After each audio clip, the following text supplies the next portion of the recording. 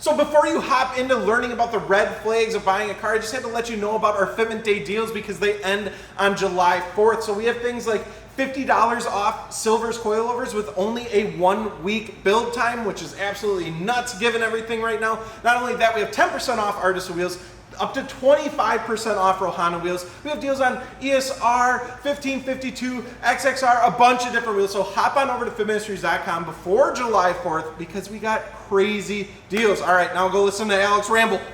If I've said it once, I've said it 1,000 times. When it comes to project cars, red flags just don't matter, okay? Quote it. Whatever you want, I don't care. It's true. We don't care about any red flags. But there's so many red flags that we do blatantly ignore or claim we didn't catch them when we bought a car that we're now left with putting like sad boy stickers on it and only posting rain photos because that's the best look for it and putting a bunch of sad music on your Spotify playlist because it's always broken. But what if I told you that there were some common red flags when buying a car and instead you can listen to hippity-hoppity alternative beats instead of sad music? Specifically sports cars for people like you and people like me, things that would just make it easier for you to jump into a platform. I'm Alex at FI on Instagram, and today we're gonna be talking about red flags when buying a sports car. Okay, let's get into it.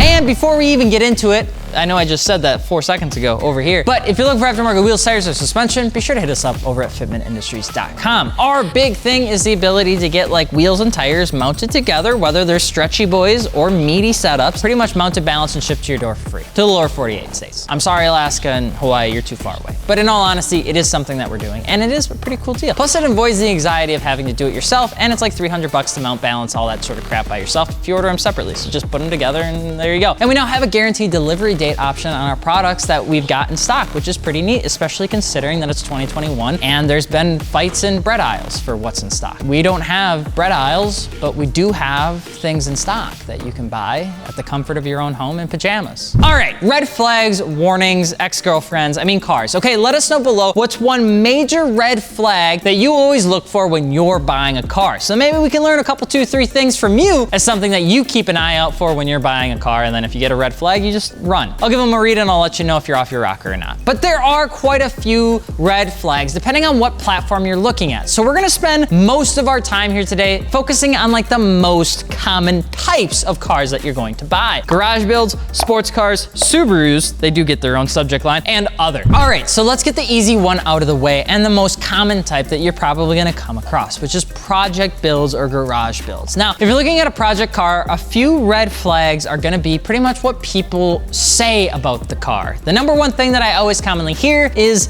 it just needs a tune. I don't believe you, and you really shouldn't either. There's no way that anyone got $17,500 deep in modifications on a $4,000 car that they've owned over 5 years, and the reason that it's running like dog shit is because it just needs a tune. If you're that far into it, it probably should have already had a tune, okay? It probably just needs an entire top end rebuild because it was built like a train with bolt-ons with stock lifters. In all honesty, when buying project cars from other people, the tune comments 95% of the time comes from that owner not really being able to nail down why the car is slightly misbehaving. A lot of times people will blame any sort of slight inconvenience towards a car's behavior towards a tune or something that has to do with a tune. It's pretty much the easiest answer. It's always the easiest answer. If it's burbling, it needs a tune. If it's running too hot, it needs a tune. If it's running too cold, it needs a tune. And if you buy one of these cars and think it's only the tune that needs to be fixed, I can picky promise you that you're not gonna be done there. The good way to go about it is dive into why the car is behaving or misbehaving to see if it makes sense. If it's a KA turbo swap and it's starving out at high RPMs and the tune is what the forums say, see what the modifications were done to the injectors, fuel pump, tank lines, or even the cooling, and see if all of the things that were supposed to be done for the supporting mods of that thing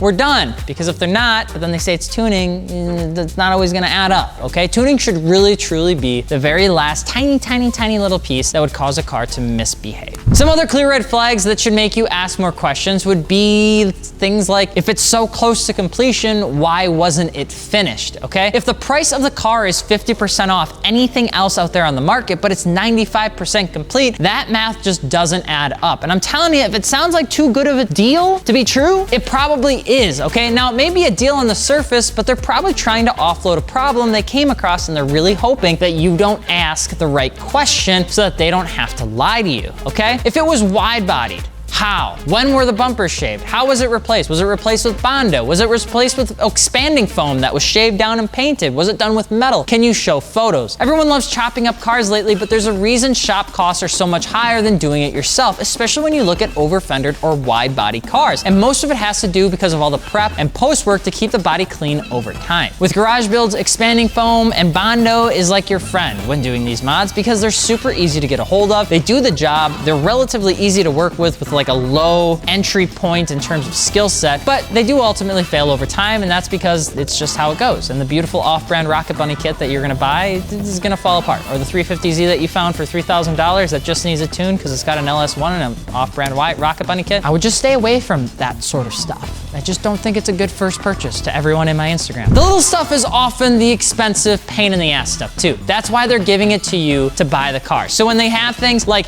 gaskets, seals, window frames, chrome trim, leather crips, and mounting frames, they're not really doing you a favor. Those things all suck. That's why they're not on the car yet, okay? And they all may seem like small things, but these are the things that are such a dog to put on and are a massive pain in the butt. Now, if you buy a car that still needs glass and trim and you don't plan to do it yourself, that's pretty much a summer project. And that's another thing that a lot of times people get caught off guard by, is just how much time it takes to finish somebody else's project car, even if it just needs glass. But project cars are pretty easy to pick on, and every once in a while you can find a good pick. But sports cars, those things can be an entirely different breed of problems if you're not too careful, okay? What sort of cars fall into the sports car category for us? Well, we're just gonna be spending time looking at things with like M badges and AMG badges and convertible 2000s and standard trim muscle cars, okay? The things that most people are gonna pick up and own. Subaru gets its own thing, all right? We're just gonna leave that over there. That is for the most what people like you and people like me are gonna end up buying. And there's some of the most popular platforms in the gallery, which if you do have an aftermarket car, you should add it to our gallery. It's at fitmentindustries.com/app. Just do it on a different tab as you're watching this video. You need like 5 pictures and your specs, and we'll give you a shout out on Instagram. It's pretty cool. Number one, especially when you're looking at a sports car, a red flag would be changes in ownership. More specifically, when there is an abrupt amount of changes in ownership over a very short period of time. There's nothing inherently wrong when the cars change hands, but when it does so often, it's trying to tell you a story, and there's probably something happening there. Maybe it's changing hands because of an impending major maintenance item that you just don't know of because you haven't done your research on that platform yet. It just looked cool and now you want to buy it. Maybe it's changing because there's a problem with it that no one has been really able to diagnose. If so, you should be asking the previous owner what's going on and why it has such a history of changing owners. If you see it on a Carfax, just ask about it. There's a reason that the AMG E55 had 14 owners in 17 years. You're gonna wanna find out because somebody has to know. A lot of times you can search up that VIN too and see if there was any history on it on a forum or a group, maybe, I don't know, IAAI, maybe it was blown up and you just don't know. Another red flag would be convertible ownership maintenance records, especially in areas that have more than 3 seasons, okay? Verts up north have a weird life. They spend 6 months minimum in storage, 2 months being driven when they're probably not supposed to, and they should actually still be in storage, AKA April and October, which leaves actually 4 months to enjoy that topless joy that leaves your hair a little bit like Rick, okay? Can you guess what people usually miss on these cars that you only drive 4 months out of a 12-month period? General maintenance, okay? Because the cars can only be on the road for such a short period of time, people have a tendency to skip out on oil changes and flushes in favor of a Sunday cruise and a TikTok video. So one of the things that you always want to make sure of, especially in those types of cars, is always check maintenance records for these ones, or you'll end up looking saucy on the side of the road waiting for your AAA to break off your bumper when it's getting yanked up onto the bed of a truck. It's just one of those things, and if you think you've done it, chances are millions of people have done it, because I know I've looked at an oil change before and I've honestly said to myself, maybe I just don't need to do it yet. I've done that. You've done it too. You may not want to admit it, but you have. And not so much of a red flag, but just more like a public service announcement for all buyers out there, because sellers seem to be getting like absolutely destroyed on marketplaces. If you do go buy a heavily modified car, you're going to occasionally have issues. That doesn't make it the seller's fault if they're telling you what the car does or does not do. That sort of stuff generally just comes with the stomping grounds. The seller should be honest about that, but don't expect them to bring it up up that their 800 horsepower Evo sometimes has an issue. It should be just right there. We should just know that at this point. And I would really challenge anybody that's buying a car that gets upset at a seller for not having every single tiny detail in there. You have to ask the right questions, otherwise the seller doesn't know how to give the information to you. Finally, Subaru. One of the most common platforms out there in the industry where people like to slap blow-off valves, intakes, exhaust, aftermarket wheels, tires, mudguards, cob access ports that we'll talk about, and at least one like peeping sticker. Those seem to be pretty popular these days. While these are fantastic cars, there's some genuine concerns and maybe a couple two-tree fallacies out there on them when you pick one up. So let's touch on to the actual red flags when buying one of these cars. They do have a tendency to leak. They have a tendency, dare I say, to rattle. But they spent their time and they put a lot of their effort into their motor and their transmission and their drivetrain. Oh, drivetrain.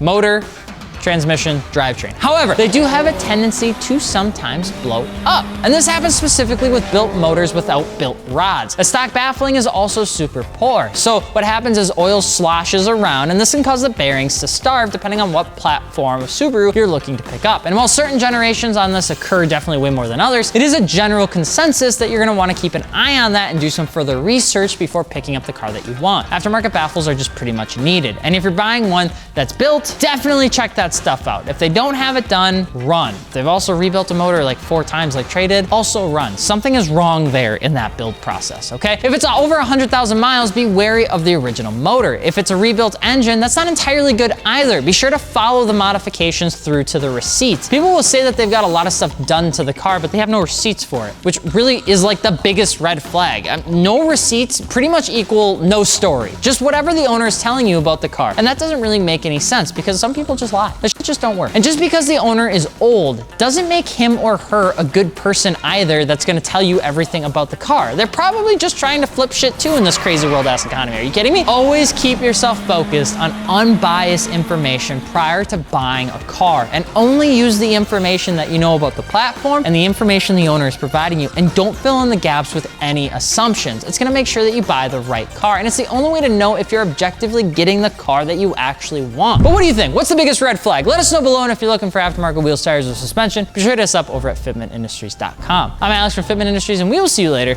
Peace. Wish someone told me red flag about a B7 A4. That was a terrible choice.